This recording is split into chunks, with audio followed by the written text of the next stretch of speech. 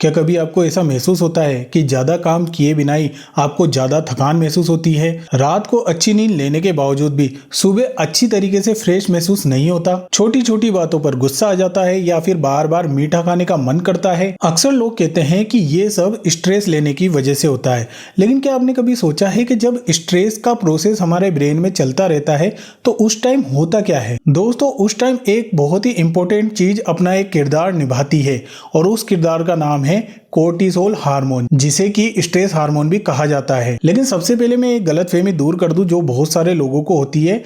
लोग सोचते हैं कि कोर्टिसोल कोई बुरा हार्मोन रहता है, लेकिन कोर्टिसोल कोई बुरा हार्मोन नहीं है, बल्कि अगर ये शरीर में बिल्कुल भी बनना बंद हो जाए तो हमारा शरीर सही तरीके से काम तक नहीं कर सकता। यह हमारी दोनों किडनी के ऊपर एड्रिनल ग्लैंड में बनता है। जब शरीर किसी स्ट्रेस, इंजरी, इन्फेक्शन या फिर किसी बड़े चैलेंज का सामना कर रहा होता है तो ब्रेन, हाइपोथैलेमस और पिट्यूटरी ग्लैंड के माध्यम से एड्रिनल ग्लैंड को सिग्नल भेजता है, जिससे कोर्टिसोल हार्मोन बनना शुरू हो जाता है। अब क्वेश्चन ये आता है कि लोग इसे स्ट्रेस हार्मोन क्यों कहते हैं? मान लीजिए आप रोड क्रॉस कर रहे हैं और एक तेज गति से आ रही बाइक आपके सामने आ जाए तो क्या होगा? ऐसे में कुछ ही सेकंड में आपका दिल जोर जोर से धड़कने लग जाएगा, सांसें तेज हो जाएगी और आपका पूरा शरीर अलर्ट मोड पे आ जाएगा, और इसे ही शरीर का फ्लाइट या फिर फाइट रिस्पॉन्स कहा जाता है। इस दौरान एड्रेनलिन और कोर्टिसोल मिलकर आपके शरीर को तुरंत एक्शन लेने के लिए प्रिपेयर करते हैं। आपका हार्ट तेजी से काम करने लगता है, मसल्स तक ब्लड फ्लो इंक्रीज हो जाता है और जरूरत पड़ने पर एक्स्ट्रा एनर्जी उपलब्ध कराने की तैयारी शुरू हो जाती है। यानी कि कुल मिला के आसान भाषा में एक सिंपल बात बताऊं तो कुछ टाइम के लिए कोर्टिसोल हार्मोन बढ़ना शरीर के लिए बिल्कुल नॉर्मल होता है, फायदेमंद भी साबित हो सकता है। लेकिन प्रॉब्लम तब हो जाती है जब यह बहुत लंबे टाइम तक स्ट्रेस रिस्पॉन्स में ही फंसा रह जाता है। ऐसे में सबसे पहला असर स्लीप और ब्रेन में ही महसूस होता है। कुछ लोगों को ध्यान लगाने में, फोकस करने में दिक्कत होने लगती है, छोटी छोटी बातें भूलने लगते हैं या रात में बार बार नींद खुलने लगती है। हालांकि यहाँ पर एक बात का ध्यान रखना चाहिए कि इन लक्षणों का मतलब हमेशा ये नहीं होता है कि शरीर में कोर्टिसोल हाई है। Vitamin B12 deficiency, thyroid disorder, depression और कई दूसरी हेल्थ प्रॉब्लम भी ऐसे सिम्टम्स शरीर में दिखा सकती है। इसके बाद इसका असर आपकी ईटिंग हैबिट पर भी पड़ सकता है। कई बार आपने देखा होगा कि बहुत सारे लोगों को जिनको स्ट्रेस हार्मोन ज्यादा रिलीज होता है ना, उनको बार बार खाने की और मीठा खाने की क्रेविंग होने लगती है और इसके चलते वो हाई कैलोरी फूड कंज्यूम कर लेते हैं। इन सब के बाद अगर फिजिकल एक्टिविटी बहुत ही कम हो और नींद भी डिस्टर्ब रहती है तो धीरे धीरे आपका वजन भी बढ़ सकता है। लेकिन जो बेली फैट होता है ना, उसको लेकर अक्सर सोचा जाता है कि बेली फैट ही शरीर में हाई कोर्टिसोल का एक लक्षण है, या बहुत सारे लोग ये सोचते हैं कि जिनको बेली फैट होता है ना, उनके शरीर में हमेशा हाई कोर्टिसोल हार्मोन रिलीज होता रहता है।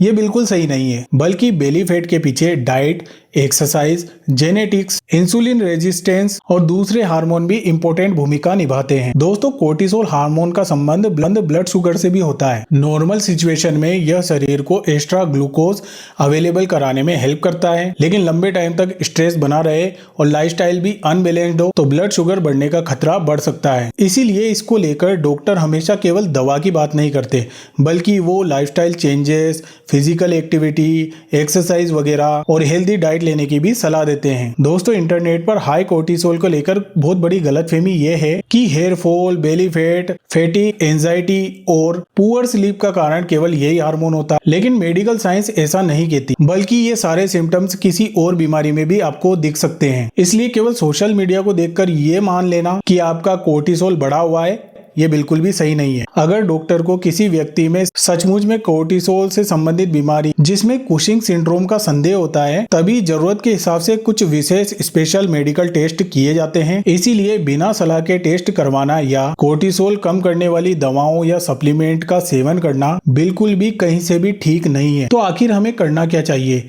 इसका जवाब किसी सुपर फूड या मैजिक ड्रिंक में नहीं छिपा है। अगर आपको लगता है कि आपके शरीर में कोर्टिसोल हाई हो रहा है तो आपको कोई कोई स्पेशलिस्ट डॉक्टर से दिखाना बहुत जरूरी है। कुल मिलाकर याद रखना कि कोर्टिसोल आपकी बॉडी का कोई दुश्मन नहीं है, बस इसका रेगुलर बहुत लंबे टाइम तक लगातार बने रहना वो गलत बात है। अगर शरीर हर दिन इमरजेंसी मोड पर ही रहेगा तो धीरे धीरे उसका असर आपकी स्लीप पर, आपकी लाइफस्टाइल पर और ओवरऑल जहां जहां हो सकता है वो मैंने आपको बता दिया, इन सब पर इफेक्ट होगा। इसीलिए हमेशा ये सोचना कि हमारे शरीर में तो हमेशा हाई कोर्टिसोल बढ़ा रहता है, ये सोचने की बजाय इसको दूर करने के नॉर्मल जो सॉल्यूशन आप कर सकते हैं वो मैंने आपको बता दिए। और फिर भी इन नॉर्मल चीजों से फर्क नहीं पड़ता तो आपको डॉक्टर को दिखाने की जरूरत जरूर है। तो दोस्तों यही थी हमारी आज की एक और विशेष जानकारी, जिसमें मैंने आपको बताया हाई कोर्टिसोल को किस तरीके से आप नॉर्मल कर सकते हैं और इसके पीछे क्या क्या गलतफहमियां लोगों में फैली हुई है वो भी बताई, और इसका काम क्या होता है ये भी मैंने आपको बताया। उम्मीद करता हूं कि मेरी ये जानकारी आपको पसंद आई होगी।